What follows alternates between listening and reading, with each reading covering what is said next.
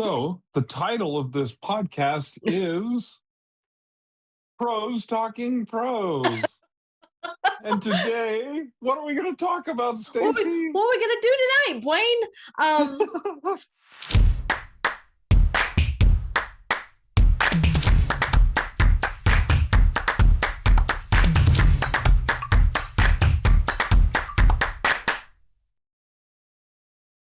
So welcome to Pros Talking Prose. Welcome, everybody. We are so excited to talk to you about the all things publishing and writing.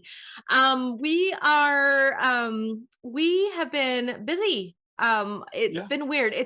Troy's been busier than I have this week. I have been so sick all weekend. In fact, my husband even told me last night, he said he had to push me over a few times because I was like, dying. And he said he thought that I had like stopped breathing a few times. So he had to keep waking me up. Keep checking on you. Make sure. Keep waking me up and making sure I'm alive, but it's okay. I'm on the mend. I feel like I'm on the mend. But anyway, so yeah, we're just really excited. We're really excited about what's going on over at school. So if you haven't joined us over in school, we are P2P Author Business Harbor, and you can join us over there for free. We are building a community over there and we are having a lot of fun over there. You are welcome to ask questions, make friends. If you become one of our premium members, you can follow us and get some of the really amazing tools and classes that we've offered in the past.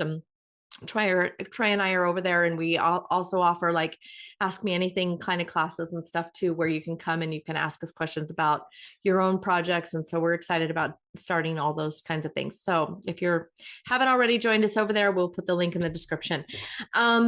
We are going to be talking today about we're going to be talking about something that actually was suggested by one of our commenters a couple weeks ago about book titles. She actually asked a really great question about book titles and said that, and I want to credit her for that comment. Let's see if I can find it here real quick. But she wanted to talk about like, how do you title a project and how do you go about that whole process? So I thought that would be kind of a fun deep dive to do that and go over that with some people and kind of talk about how that kind of looks for on the pro side versus, maybe versus the amateur side.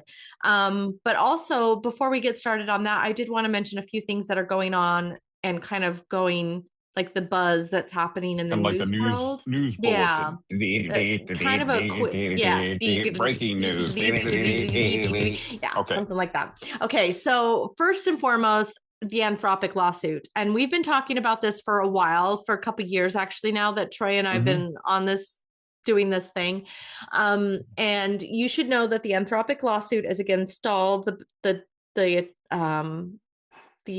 judge kind of put a pin in everything because she wants to do some reviews over why several authors have dropped out of the lawsuit. She wants to check on a few like parameters that have been set up by the settlement agreement in and of itself.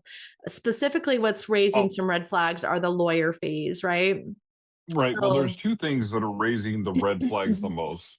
The first one is the attorney fees. And this is a common thing in class action lawsuits. I loved how one of the authors put it is that the class ends up getting a pittance per person, and the lawyer gets a lottery type payday, basically. So these attorneys would be getting something that's about 33 to 40% more than their average hourly billing rate for doing this lawsuit. This has been called out in other class action lawsuits before. The judge is like, hey, what's going on? But the judge is also concerned about the reason that people are leaving the class because they don't feel like this is enough, number one.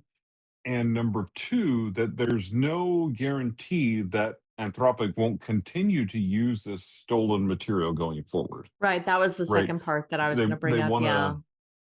They basically want to say, hey, you, as a result of this, you have to delete all of our materials that you've obtained from wherever you've obtained it. you can no longer use it. It would also be nice if they could disclose where they got the material, but it doesn't sound like that's going to probably happen because it probably came, frankly, it probably came from a myriad of places. And those places are illegal. And well, it probably came from a number of pirate sites. And here's the sad truth about it is that the current leadership of Anthropic may not even know where it came from. Right. They had their employees out there scraping the web, and they were finding books and information wherever they could. And those websites may have even been taken down, or the URLs changed, or the names changed, or the employees that did that may not even be there still. So it may be, almost an impossible question to answer, which is why authors, and this is one of the reasons authors have moved towards watermarking their books that they sell directly or that they sell through BookFunnel, things like that, or even that they give away through BookFunnel. And that's part of it, is that basically we want to know, like, who's taking our stuff and where are they putting it. That so type something of thing. just some things going forward that you guys should understand, kind of things that Troy's kind of touched on, that things, that advice that we're giving authors going forward is that if you are giving away ARCs, advanced reader copies, to clients or readers, and or you're giving away review copies for to influencers or whatever, or if you're just giving away copies or selling copies directly, make sure that you have a way that you can watermark your products, and also that you are not giving away PDFs. PDFs are probably the easiest way that people can pirate your stuff.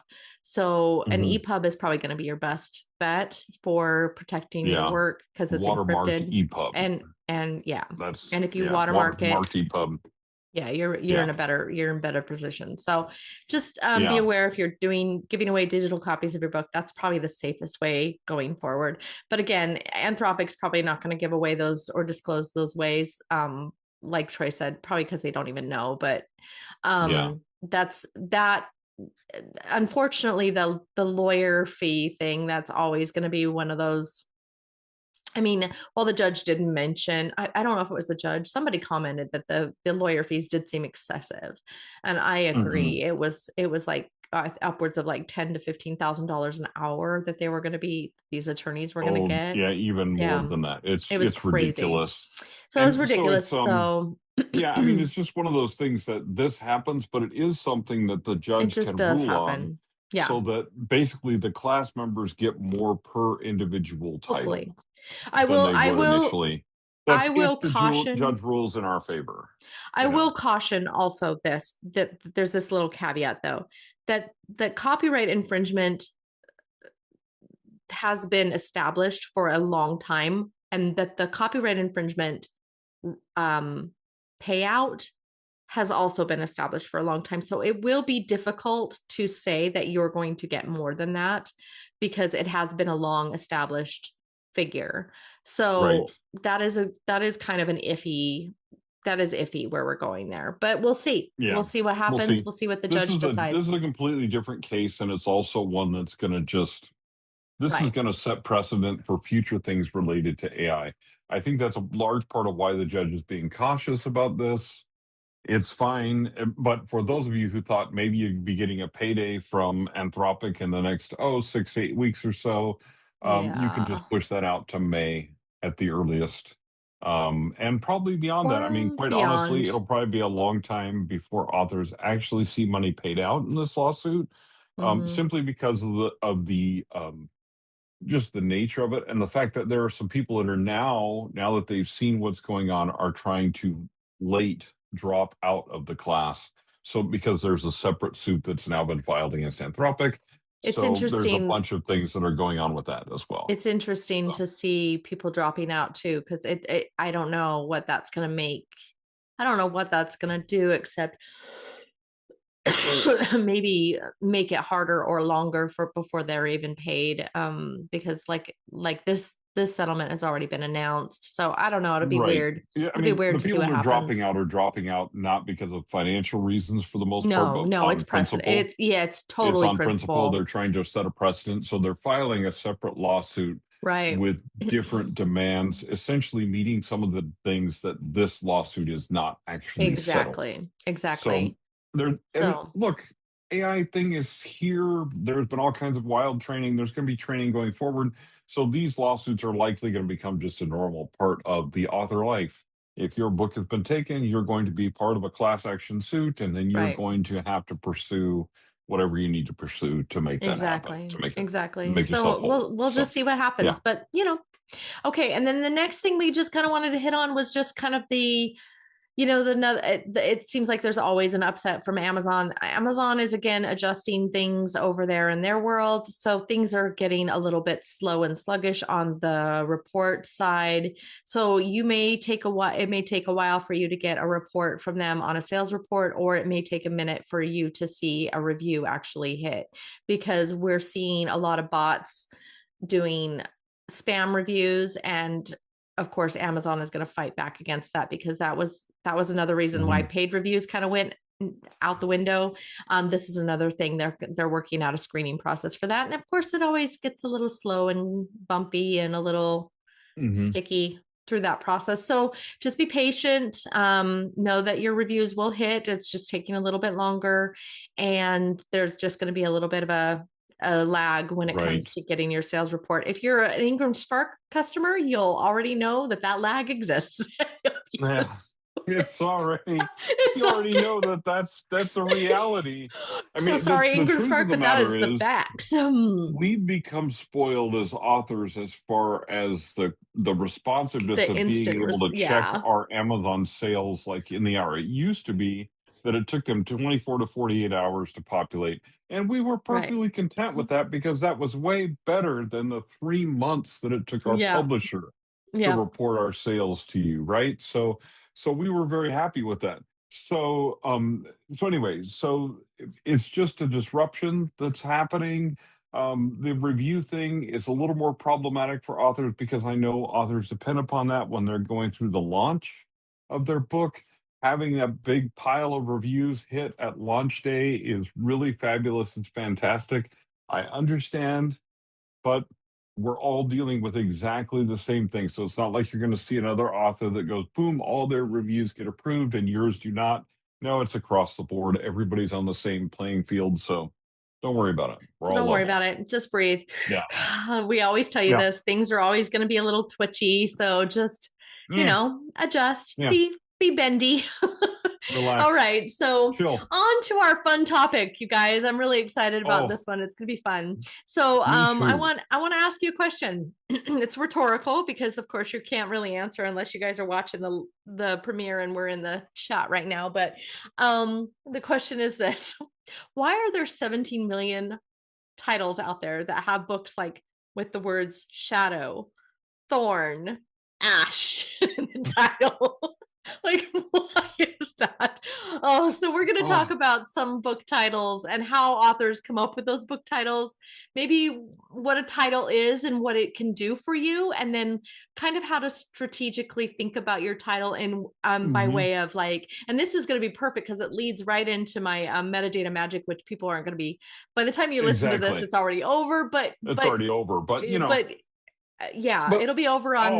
over on school if you want to watch the replay. And I've got some examples of titles too that we've had to change in the middle of the publication process, and then some titles that just didn't work. Right. But because you can't copyright a title. Yeah, right. So let's what Stacey's talking about, highlight that. Let's highlight that. You cannot copyright a title in my genre came out with a book with the same title as mine. And I go, it's okay. That's a bummer. Yeah.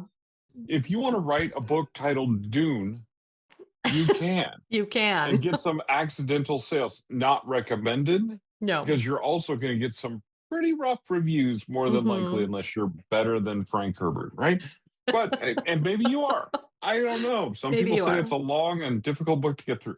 Anyway, whatever the case may be, but you can write a book titled Hunger Games, right? You can, because now that one you might get some flack from, because there's a movie, there's all kinds of other stuff. So there might be some trademark and merchandise, there might be some trademark infringement in that particular process. Right. But for the most part, you can't just copyright a title.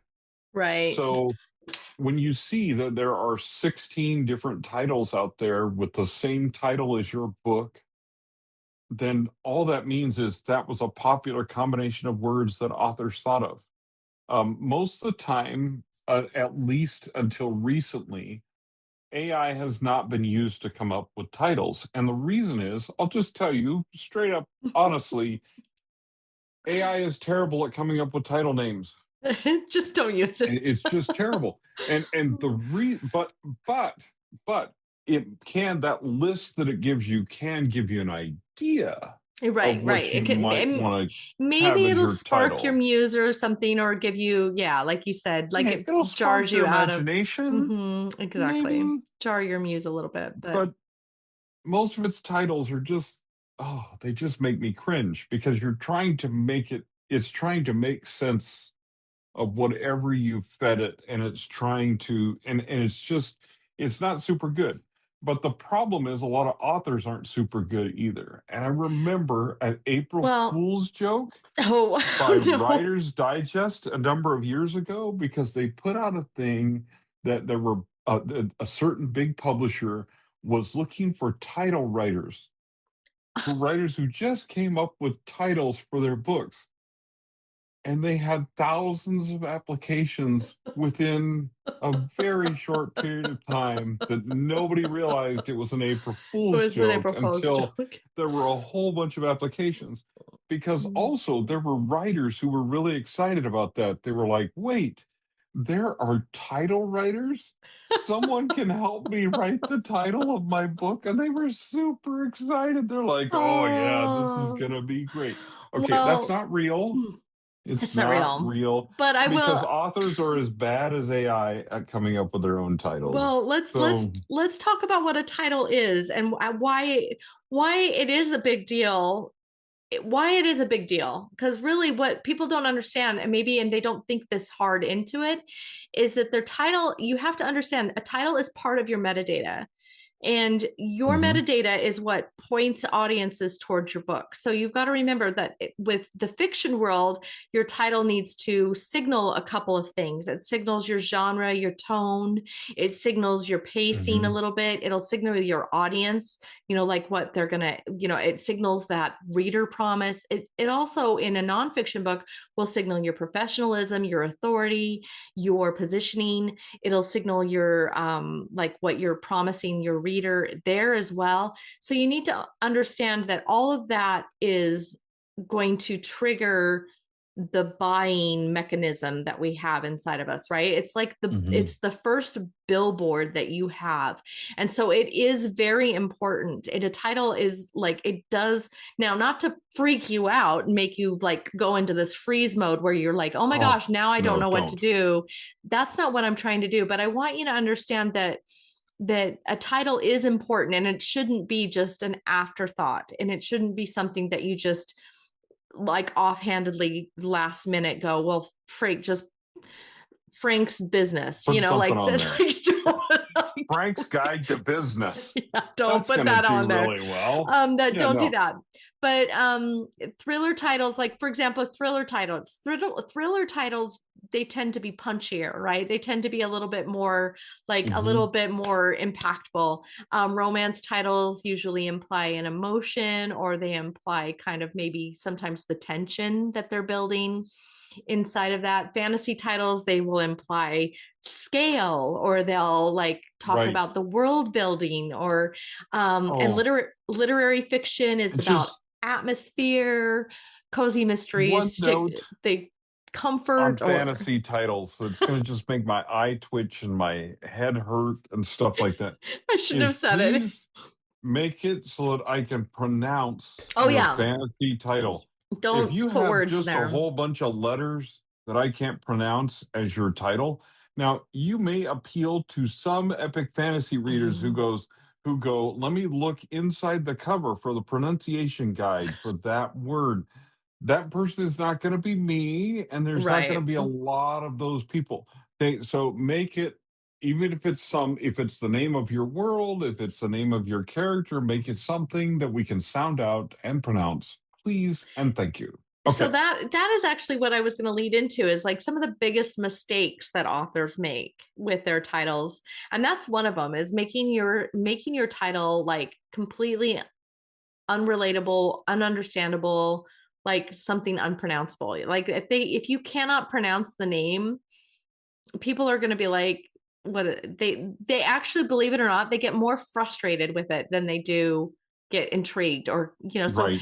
so I want you to prioritize clarity over cleverness. I want you to understand that being more clear with your title is better than trying to be clever or cryptic with your title. So don't be vague or have poetic titles that only make sense to you, or nothing obscure. Because, and here's why, okay? Because I just wrote this. Stacey and I are writing a book, and I just wrote one of the chapters today. And I remembered one of the things while I was writing about characters, one of the things I said that your character cannot be, and it's true of your title and other parts of your book too, and it's that it cannot be annoying, right? It can't be boring, but it can't be annoying, because if your character is annoying, I don't care if that's a character trait of them. I don't want to read about annoying people. Oh my I kick gosh. annoying people out of my house. I'm an adult. I don't have to keep them here. Right? I'm an adult. Dang it. like I do what I want. Anyway, but I mean, you know what I'm saying is like, don't be annoying with your title or your subtitle. So the other part of it is, when you talk to your cover designer, please make the title readable. It has to be pronounceable, but also font, legible. The font needs, you need to read it. People need to see it. I mean, I don't want it to be too plain, but like, here's the thing. This is why AI covers don't work very well. And sometimes when you get things off of Fiverr, in fact, I'm gonna release a video this week of this guy that reached out to me on LinkedIn and said, "Hey man, I'll make you a concept book trailer, and if you like it, I'll actually then I'll charge you to make you a real book trailer." And it's terrible. I'll walk you guys through the whole thing, but it's terrible. That'll be fun. And he's using poor AI, right? But the reason AI covers a lot of times don't work is because AI doesn't understand the title placement and things like that graphic designers do. And they don't understand font choices and things like that. So there's sometimes when you can get images that are a foundation that you probably need to do some editing and do some things to. And this is my opinion. If you use AI covers and your AI covers are selling well and they're beautiful and wonderful, go you.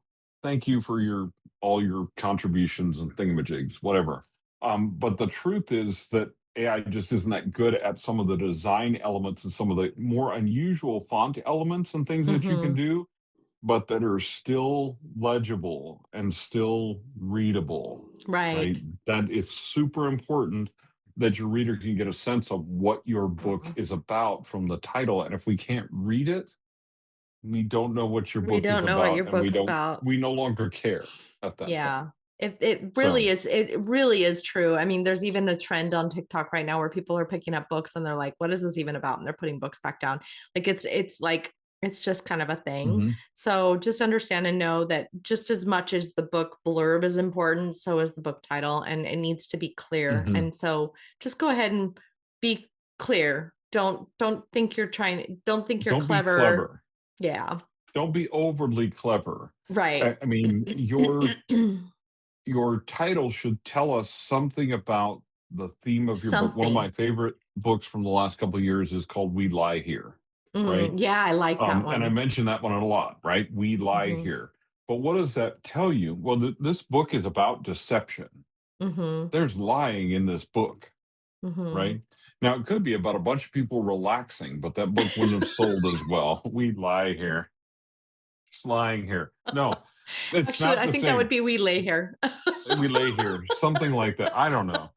Anyway, I don't know. I have to. Maybe it is lie. I don't know. I have to look it up. It could be play on words. Either way, the point is that immediately tells you something. Oh, let me just grab this one off my desk. This one.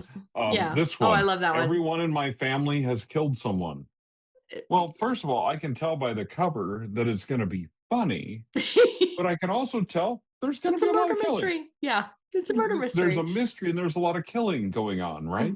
Because everyone in this guy's family has killed someone, right? So that tells me something about the family dynamics. It tells me something about the humor of the book, but it tells me about the tone of the book, right?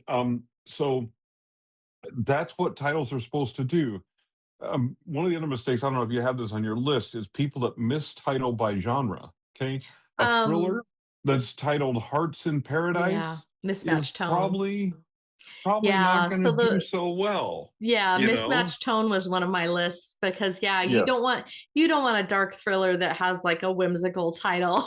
Like, a detective with a bare chest on it that says Hearts in Paradise, a psychological thriller. No, or a cozy mystery that says death becomes us, or something, or like death comes to, I don't know. It could actually that could work, but it depends on there's some other plays, there's also some other things that go on that. But there's some humor you can add into if your book is humorous. It just depends. Don't add in humor. Okay, so I'll use the example of Call of Karen, right? Which is one of my books, right? Yeah. So the original book would be Call of Cthulhu, so there's kind of a nod to the original source for the Lovecraftian hero or anti-hero, however you want to put it, right? But there's a call to that, but there's also something that twists it, that changes it to something. So people like Call of Karen, and then you explain, okay, that's Internet Karen, that type of thing. But it intrigues people, but it draws them to like, what is this book about? I mean, one of my favorites back here, I know people are hating on Neil Gaiman right now, but not to really promote Neil Gaiman, but this book, Good Omens, good is a positive word. Omens is a negative. It has a negative connotation. Generally, so yes. So that juxtaposition of good omens is like kind of like a play on words, which kind of gives and leans to that idea that this might actually be a humorous book, and it is, right? It's humorous. Right. So it's dark humor, but it's also, that makes sense. Good omens. But it's the same thing. So just make sure that that if you're, here's my second on my list, which this is what I was leaning into, is like, make sure that you understand that if you're making a joke out of your title, like Good Omens, that you're not the only one in on the joke. Like, you let the reader in on the joke too. So don't name books just for yourself. It's really important that you choose titles that if it is an inside joke, your readers are in on it when they pick up the book. Like, everyone in my family has killed somebody, like that title, you are in on the joke really early. Like, he lets you in on it like right away. So he lets you know, I'm going to tell you why I titled this book this way. So it's very, very clear. To be funny. And it's going to be funny. Right? And like, here's another one that I have that's like nonfiction that I happen to have sitting on my desk from the other day when we were talking, and it's called $1 Million Weekend by Noah Kagan, right? And who's the guy who founded AppSumo, and it says the surprisingly simple way to launch a 7-figure business in 48 hours. Now, if I read that book, do I read that and go, oh, I can start a 7-figure business in 48 hours? No, I could if I like really worked at it and followed the system, right, and all that kind of stuff, right? But it'd be something I don't necessarily want to do, right? And I don't know that I would be able to build that into a sustainable business the way that he has, right? But I do get some awesome business principles from someone who literally launched a business from 0 to 7 figures in 48 hours. Right. Right. So, but it's an immediately like shocker title, right? If you're writing nonfiction, tell me what you're writing about and how it benefits me on the front cover. Right. Right. Because then I know exactly what I'm in for. I know exactly what this book is about and why I want to read it. And that's important with nonfiction, especially. Not only do you want a good title, but you want a solid subtitle that gives that reader promise, right? But let me first share a few more mistakes here. Let's talk about the third mistake that I wanted, which was kind of something I led into in the beginning, which was that you want your title sounding like everybody else's title, like every other book. The Girl Who, The Dragon Who, The Silent of, the House of, the Blood Shadow Ash, like that whole thing. Yeah, for a while it was everything city. So it was Oh yeah.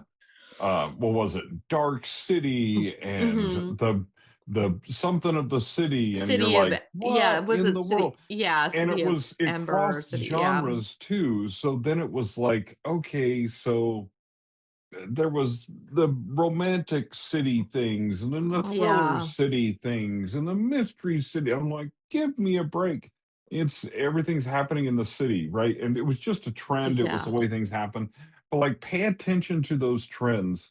Um, One of the suggestions I was going to give you is, first of all, that you go to Amazon, look at the top 100 titles in Oh your yeah, good category, idea. and see what those titles look like. What do they sound like? Are they one-word titles? Are they three-word titles? What's kind of the trend there with titles? You Yeah. know, thriller titles tend to be shorter and stuff like that. But also, when you come up with a title, go to Amazon and search it in the search bar See, that's the and fourth thing I see was going what to bring else up, comes up.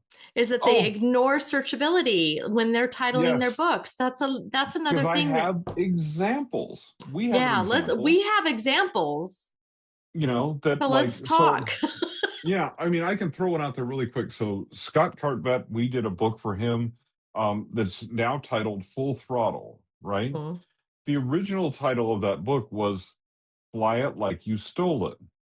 But what happened?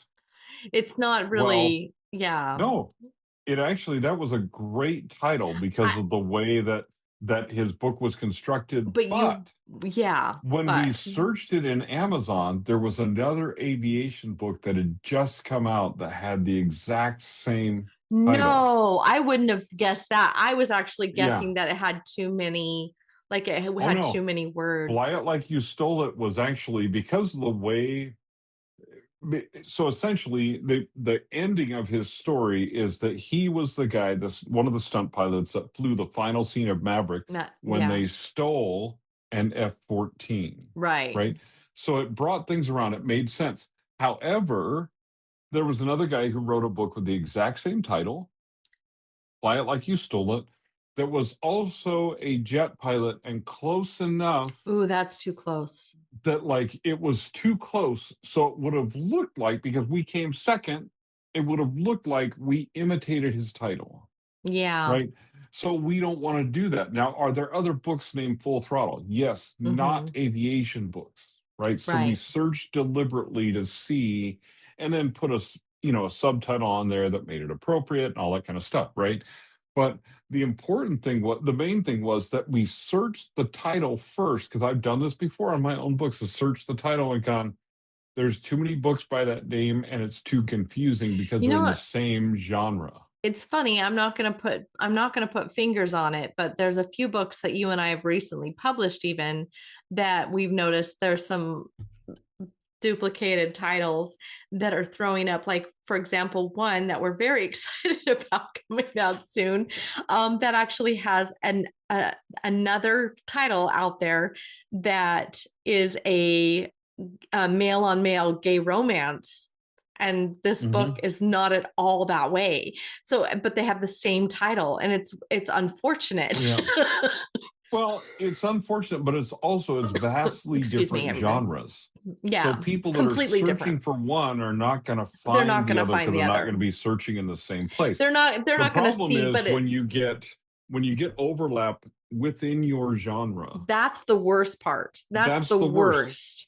It's just like, so I mean, if you're wandering around and you are one of the few Stephen Kings in the United States, you may want to use a pen name when you publish.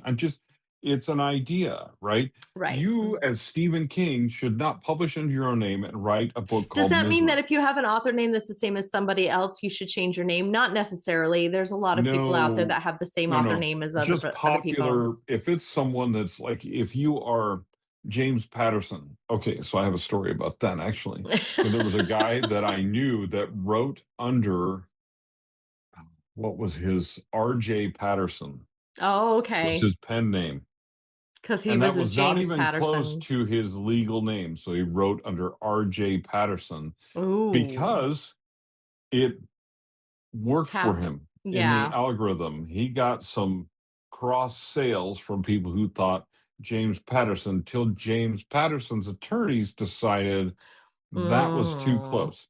So be careful, even though you can't copyright titles, and you can't necessarily copyright your name. If your name has become your brand, Stephen King, James Patterson, Lee Child, etc.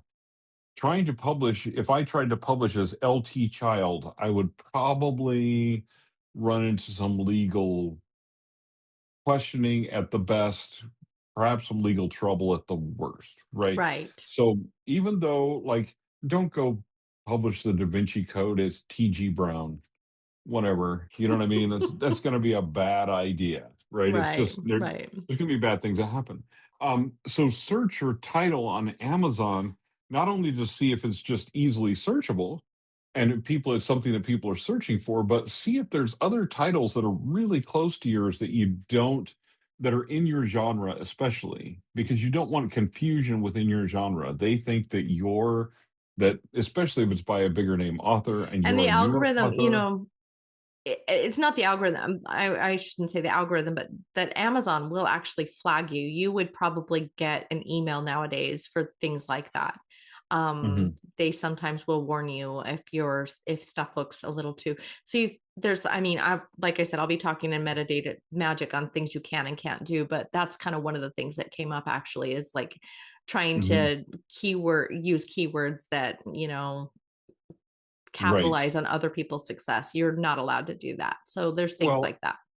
and it's really important to understand too is that there's two different sets of keywords that we talk about when it comes to Amazon when we talk about like Publisher Rocket. Mm-hmm. So especially when it comes to your title, right? There are certain things you can't put in your keywords and your title without getting flagged, like things like best selling. Mm-hmm. So if you can't put a subtitle in your book that just says best-selling thriller if you're not actually a best-selling thriller, Right. Or right? Because the you reason is can't say books like Lead Child either, like because they get right. mad at you on those keywords as Oh, well. yeah, because it's not, I mean, you're trying to write on someone else's reputation and it's not your Mm-hmm. now if you're in Amazon advertising in the back end, That's the rules different. are different when it comes to Mm-hmm. what keywords you can I'm talking target about because like the but pub but the like information. the book, the publishing information and the book, like there are rules, okay? You have to go by them. So don't try to fool around. There was another thing that was going on for a while where people were trying to keyword stuff their subtitle. Mm-hmm. So they were like an action, adventure, thriller, romance, slow burn, and their subtitle was like 14 words long, right? Yeah. Dude, don't. First of all, Yeah. it looks Annoying. terrible. It's It's annoying and it annoying. looks terrible. Second of all, yeah, it's annoying. Don't be annoying. The other thing is that Amazon started to flag those things because Mm-hmm. that's not a subtitle. That is a keyword stuff.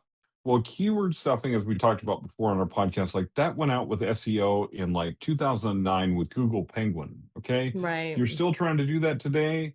You're way behind the times, first of all, and you're not fooling anybody.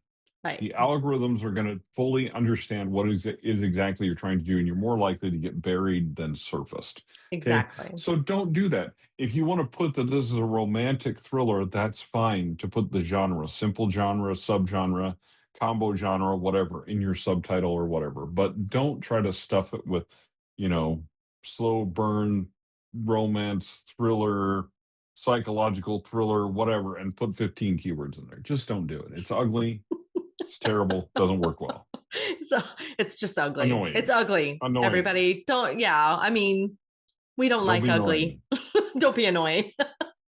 um so here's I guess it's a framework I guess that will kind of teach you for the like 5 questions to ask yourself when you want to create your title. Okay, so the first thing is we talked about clarity, so the first question you're going to ask is, can readers easily identify the vibe of your book?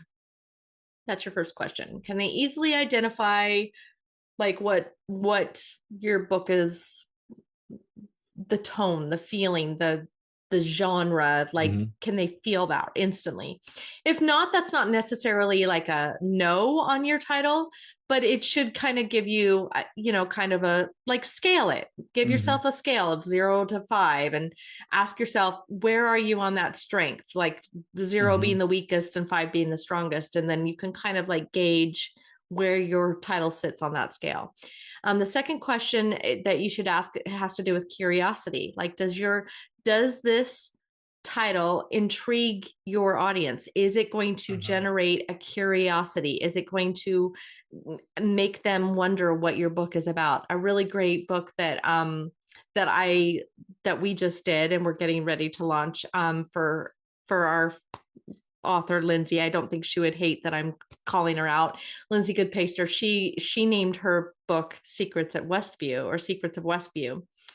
And I threw her book out there for a few like feedbacks, right? Like the cover. I just was like, I want some feedback. Like, what do you got? What do you got? Vibe. And one of the gals that I threw it out at, she is a journalist student over at University of Hawaii. And she was like, okay, what's this book about? Like, this is the coolest titles, coolest cover. She was so excited. That right there told me we were hitting the mark, so that intrigue, the intrigue was there. So you want to have people go, oh, wait, and pick the book up off the shelf and flip it over and look at that blurb, right? That's step one. So that's what your title is doing. So if it does that, you're on the right track. The third thing is memorability. There is a rule of thumb in sales where it says that somebody has to see your product 8 times before they'll buy it, right? And the same is kind of true for your title and for your book. Like your book, you have to realize that when people see that cover, see that title, you don't want them to forget it, because at the time that they see it, the likelihood of them buying it the first time they see it is probably low. You want them to be able to remember it so that they can go, oh my gosh, there was that book that I saw and I want to go buy that. So you want them to be able to remember it. So ask yourself, can someone recall what your title is tomorrow if they saw it today and then like had to remember it tomorrow? So ask yourself that. That's a really good way to decide. And like Troy said earlier, if your book is annoying, if your title is like annoying or they can't understand the word, that's going to make it really easy forgettable, like really easy to forget. Right. So exactly. So don't. And part of these things is how the cover is designed around your title. So that's a whole different things as well. But one of the things you should think about with titles is, how is this going to fit on a cover that matches my genre? Right. And this is one of the reasons I tell you to go look at the top 100 in your genre on Amazon. You can see how people are spacing and putting titles on covers so that they fit, they look good, they're still readable, right? And that people can tell what your book is and what it's about. If you have a very long word in your title, as a cover designer, it's so annoying. It is so annoying. Look, people, you can't hyphenate on a cover. It just doesn't work. Right. So, and again, this is a thing that's annoying, because if it's too small, because you have to think of it on a thumbnail. The people looking at a thumbnail on Amazon. That's the other thing, And so nowadays what they're doing is they're looking at a thumbnail on Amazon on this. Which is this minus. This small on your phone. People will be like, well, I want to put a quote from another author on the front of my cover. Why? Don't even bother. At a distance on a thumbnail, it's going to look like somebody put a funky little line through your cover, right? It's not going to be readable. Right. Yeah. So we don't necessarily, we used to do that, and we can still do it on print books, but your print and ebook cover might in that case be completely different. And that's the reason, is because we can't see it on the e-cover. So think of your cover as a small, look at it in a thumbnail size on your phone as if you're looking at it on Amazon. And if it's not clear at that resolution and that size, then you got to start again, right? So understand that if you have a really long title, like, it's not going to be visible in that blurb. It's just going to be so little hard lines to read. Yeah. in that blurb. It's hard for your cover designer to make it legible. right? So think about how it's going to fit on the cover, not only how it fits into your genre and look at those top 100 books, but what's it going to look like on a cover? If you can't think of a way that it's going to look good on a cover, well, then maybe, you got to kind of go back to the drawing board. Right. So, yeah. Exactly.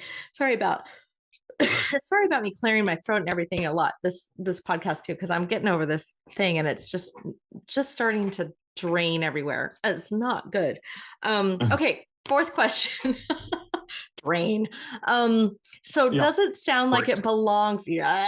Does it sound like it belongs in a genre without being a clone? So you want to remember that you want to be market aligned. You want to make sure that you fit in your genre and your audience is going to find you, but you also don't want to be so much the same as other people that you kind of disappear.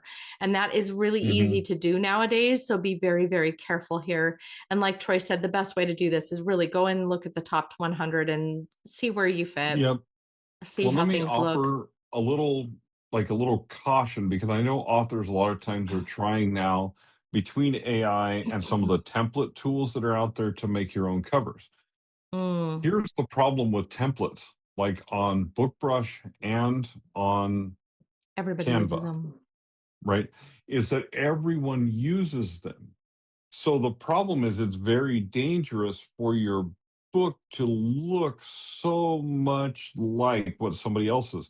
So it's not wrong to take those templates as a concept, but you should be heavily modifying them related to font. Especially you should have a kind of a brand font that fits in with your brand, or at least with your series, or whatever the case may be, and colors and things like that. Because just realize, if you just take that, you change the background photo and you change the lettering to be your title and your name, that it's going to look like 100 other books out there.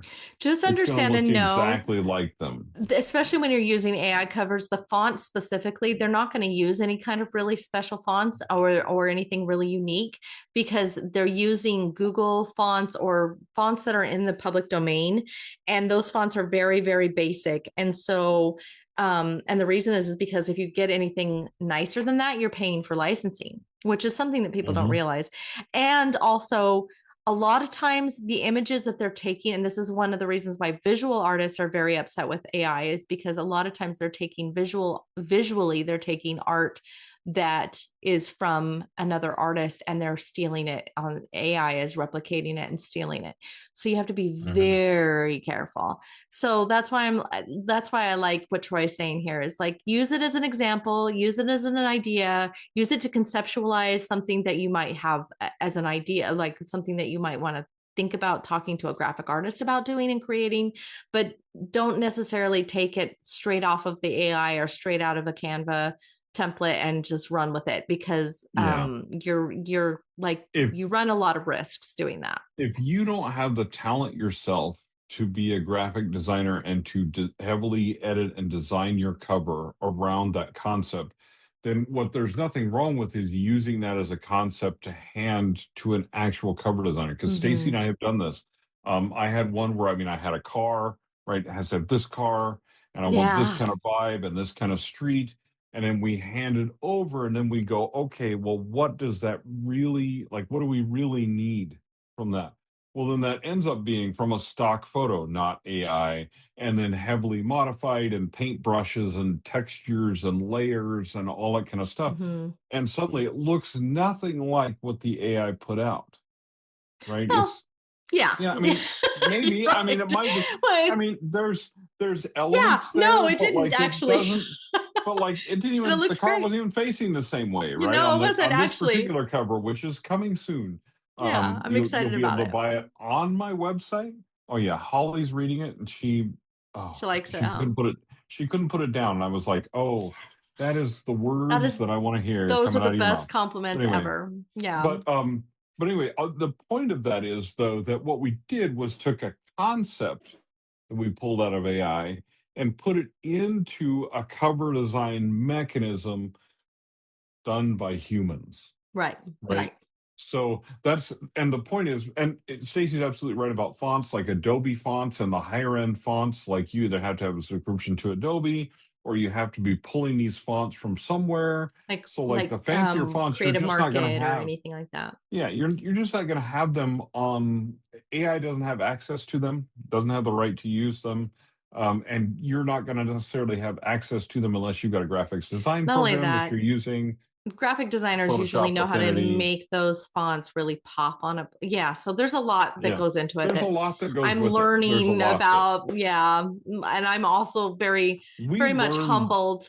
I'm very humbled by times when I throw a concept at my graphic artist friend and like Tara Mayberry, It comes every time I throw a back cover so and she much comes more back and she's amazing. like, she Like, I thought that looked like, pretty good, and then all I of a know, sudden right? you're like, that isn't damn. anything like what I Yeah, like had, holy crap, It's woman. just amazing. So people are talented and people can do things with intuition and much like writing with thinking and feeling to make things better. So all that being said is that the point is that your title is an element, It's an an element of intricate that. element of your cover, and knowing how it will look on a cover is first is just a great way to understand whether or not it's something that'll work or not. Exactly. Um, Which leads so into my fifth and final question in this little framework, which is the emotional part of it, the emotional resonance. So does it create feeling? Does it invoke a feeling that you're trying to hopefully invoke in that reader? And really, if it does in any way, like if it triggers that humor response, if it triggers, one of my favorite titles was done by Amanda Turner, AK Turner. This little piggy goes to the liquor store. It's like, honestly, that title that invokes a feeling right out of the gate. Every time I say it to somebody, they laugh, like every time. It is immediately, and it's one of those things where she nailed it on the emotional resonance on that title. So yeah, you have to like make sure that you're doing that with your title. And like I said, this is a sliding scale thing. You can always like make adjustments, or you can make exceptions based on what you're trying to go for. But again, it's an effort that it's more than just an afterthought, right? So okay, go ahead. one more thing though, Okay, because I'm I know ready. this happens to me all the time with authors, and it has actually happened to me personally only a couple of times. But authors will go, I have no idea what to call my book. Oh yeah. So yeah. Okay, so if you have zero ideas, okay, first of all, again, I'm going to tell you, don't use anything that Chat GPT or any of the other AI spits out just wholesale. Like, because probably it's going to be bad, but it might give you ideas of like, you can use the words that it spits out, use them in different order, do something like that, right? Do it differently. But what I did in one case was I actually crowdsourced. I told my readers, this is what this book is about. This is the premise. This is the blurb. Somebody, whoever picks me out a title, gets mentioned in the book, and you get a free book, right? You get a free paperback. you I'll did. send it I to you, remember that you did right? this. Yeah. So, and I did it because I couldn't, like, I was throwing around all kinds of names, but I couldn't think of one of a title that was going to work. And this was one that I had, it was published by a publisher initially. Okay. So, like, I have to send it with something good. I can't send it with My Story by Troy Lambert.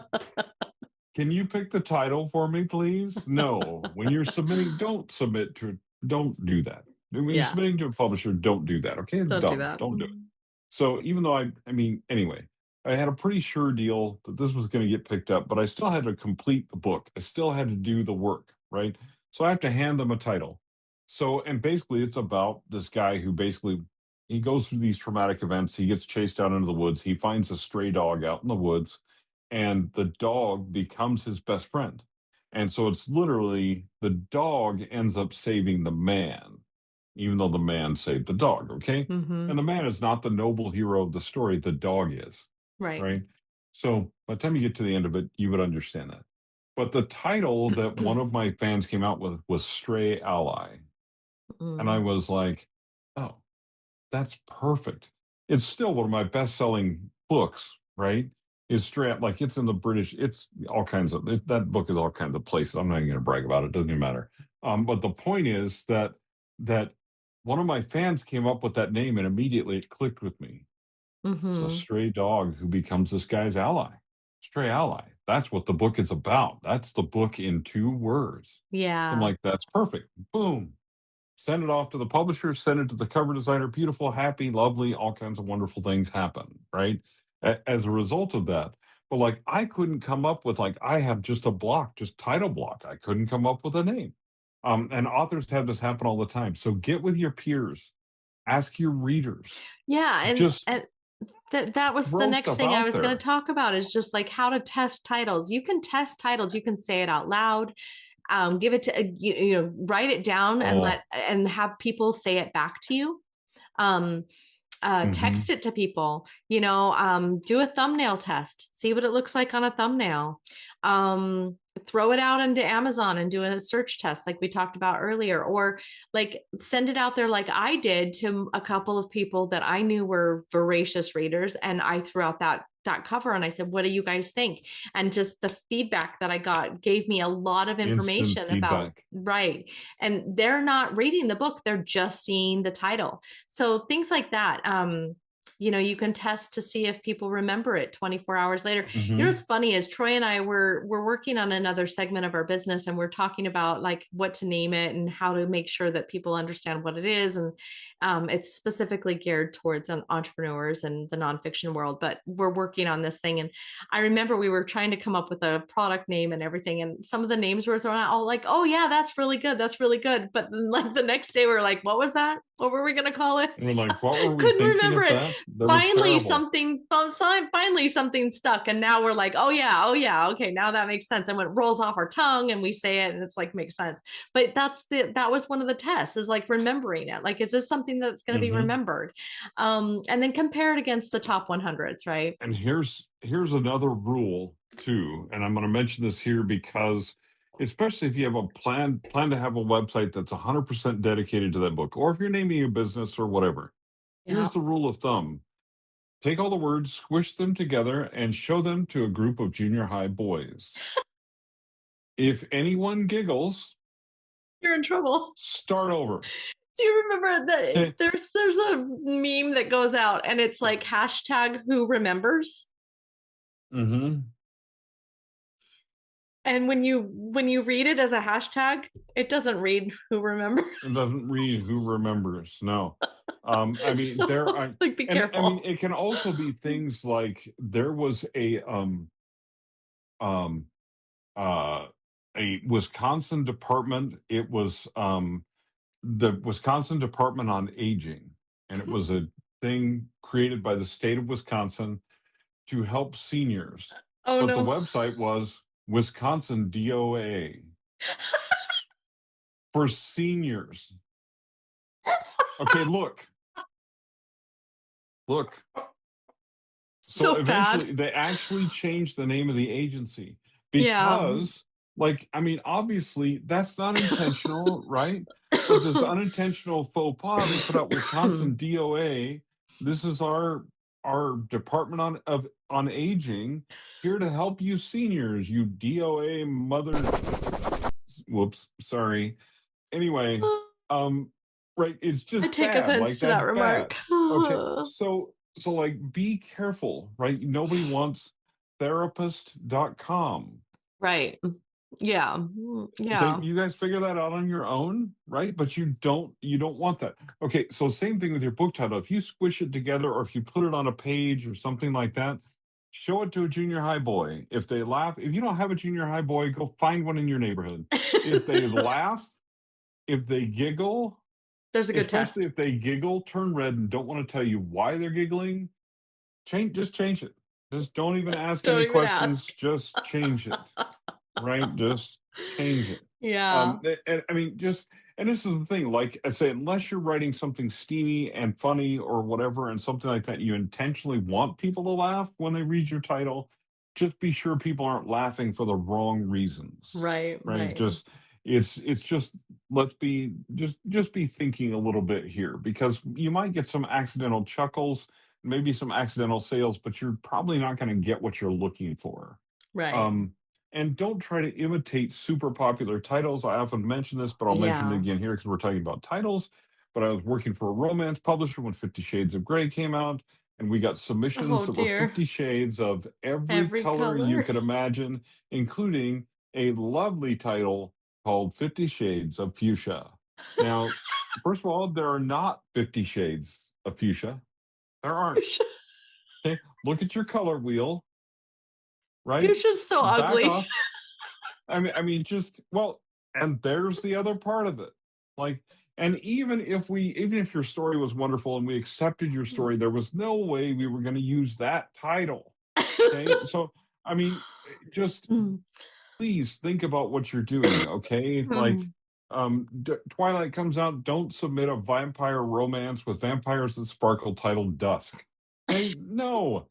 Besides, that was one of the books. I think that was like book 2 or something. It probably was. I don't even know. I'm like, whatever. But you know what I mean? Like, I'm like, just think about what your title is doing and telling your reader and making sure it's not giving them the wrong message. Right. So right. If it's not supposed to be funny, don't be funny. Don't be funny. Yeah. I honestly hope that this has been helpful, but like the key takeaways that I kind of want you guys to come away with this is just remember that the title is, 1, it's part of your metadata, and 2, it's literally a good business decision to be wise and mindful and intentional about making your title be that it's your first impression, so just be very specific about it. Don't make this a throwaway decision. Readers do judge books by their cover. They do judge books by their title. And if you don't believe me, just go to YouTube and see what is going on in the reader space. It is TikTok what is too. It is like sharks in a chum field. Like they will eat you alive. So just be very, very careful and intentional. If you're doing something that is like a play on words or tongue in cheek, you're at least in on the joke. But remember, clarity wins out over cleverness. You want to make sure that if you're doing that little tongue-in-cheek joke, that your readers are in on it, and that you want to make sure that you're memorable, and then that beats out over complication.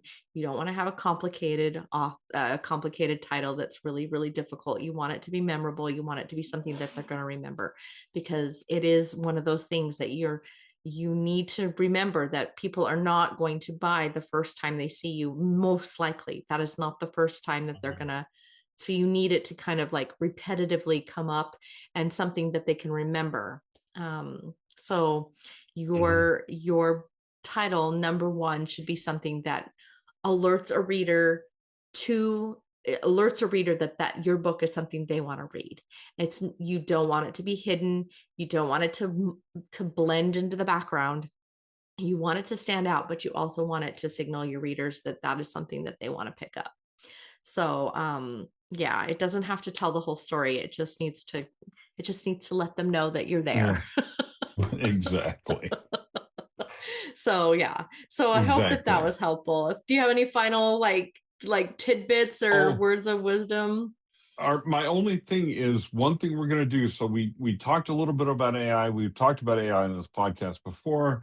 I don't want to belabor that because this is not a podcast about AI. API. I'm thinking developer stuff. Oh my gosh, what's going on? Okay, but anyway, it's not a podcast about AI. Now I got API stuck in my head. Yeah, now you got it and you're stuck in your head. It's not about AI, but we are going to do an AI survey. There was an interesting survey that came out of the general public that talked about AI sentiment, about various different aspects of what people think of AI. And it was about trust. Right, mostly about trust. It was a lot of it was about trust, but it was just about the feelings of like, how do we feel about is AI going to help us? Is it going to hurt us? It was worldwide. It was a worldwide. It was a global survey. Very fascinating survey, super fascinating survey. But what I think, me personally, I think that authors are a microcosm of that, and authors have other feelings about AI that may differ in percentages and stuff from the general public. Right. I think authors and readers both. So we're going to do an AI survey. We're going to drop the link in the description below. What we want you to do is not only take the survey, but share it with as many of your author friends as possible. We want to get at least, at least 1,000 people to take the survey. And the reason for that is that's how you get something that's statistically significant. You have to have at least 1,000 respondents. Generally speaking, we plan to share this. Great, but we plan to share this data publicly with the industry. So we're members of ACES, we're members of the EFA, we're members of the IBPA, we're members of the Alliance. Troy is a member of NINC. Like we'll share this with all of our peers. We want people to understand and know what this data is, because it really does help shape the publishing industry. But we need the data to be able to share that information. We want a statistical. We want enough people that's statistically significant, right? So we need enough people. It's hard for us to say we surveyed 50 authors and this is what they said. Yes, so because that's really not a statistically significant sample. So we can get at least 1,000, that'd be great. So we'd love for you guys to take it. We'd also love for you to share it with your other author friends. You'll see it other places on social media and stuff. We're going to share this far and wide. We're going to send it out to our email list. If you want to, if you want to send it out to your email list and your respective email list, we're happy for you to do that. We're also going to have it posted over on our school community. It'll be over there. So if you want to join us over there on school at the Print to Pro, P2P, Author Business Harbor, you can find us over there. And we'll put that link in the description as well. But we would really love as many people as possible to fill that out. So just share it with your friends, other podcasters that you follow. Let them know that this is something we're trying to really kind of spread far and wide. Also, we're thinking that we might do another side of this coin eventually. If we get enough respondents from this thing, and it looks like we got a good statistical data that really can like make a dent in the industry and what we really know about what AI is doing and its true impact, we would be happy to actually send this out to readers as well. So that is something that we're also looking to do. So there will be a question in the survey that if you think that this is something that you would send out to readers, or that readers that would be interested, we will have a question there in the survey to let us know if that's something that you're interested in, so we can know if we're going to build it out and do that as well. So I'm really, Troy is like amazing. I can't believe he put this thing together, but we're going to be posting that this week. And so please, we would appreciate as much participation in that as possible. That would be amazing. So we'll probably have it out for a while. We might talk about that for the next couple times we have a podcast. We'll probably run it for about 3 to 4 weeks to see how many responses we can get. We don't want to go much beyond that, simply because then it becomes an issue of time. We really want a snapshot of what's happening right now. And let people answer the survey for too long. Different things develop, especially when it comes to AI. Things are changing every week. It changes so fast. But we got to give you at least a modicum amount of time. But as we see responses slow down and things like that, or we reach our goals, then we may close that survey, and we may take these on a regular basis. We're going to see how things go. But really what we want to do is really what Stacey and I try to do with everything that we do, is we want to try to help authors understand what's going on in the world around them and navigate publishing to the best of their ability. And to do that, we need a better understanding of how people really feel about AI, not what a general population survey tells us, but something that's more specific to our industry and our niche. So we're hoping that this goes far and wide and that we can really make a difference to authors. That's really what it's all about. That's really what that's really what we're doing. So I appreciate it. We appreciate you guys. Again, like, subscribe, follow. We really appreciate all of you guys who are following us. We're on our way to 500 subscribers. It would be awesome. Woohoo! we're so little. We're just a little channel over here. We're a little humble channel. But with the more people that subscribe, and it's free to subscribe to the YouTube and to the, if you're on Apple Podcasts or if you're over on Spotify, we would really appreciate a like or a follow over there, because when you guys do that, it really does signal the algorithm that you like what you're hearing and that other people like you who are looking at the same spaces would be interested. So we would love to be able to, like Troy said, reach as many authors as we possibly can with the words that we have. We have a lot. We just have a lot of love for you guys, and we hope that we're expressing that, and you guys are getting that from us. The vibes are coming through the sound waves because we really do love you guys. But anyway, we hope that this has been helpful. If you have any questions, you can always subscribe, or you can always comment, and you can also hit us up in the comments with any questions that you have. But we would really love it if you'd start hitting us up over at school.